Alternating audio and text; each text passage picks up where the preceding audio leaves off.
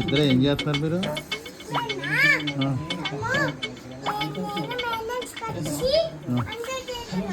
అబ్బో నాకు ఆకైతుంది తల్లి, నాకు ఆకైతుంది.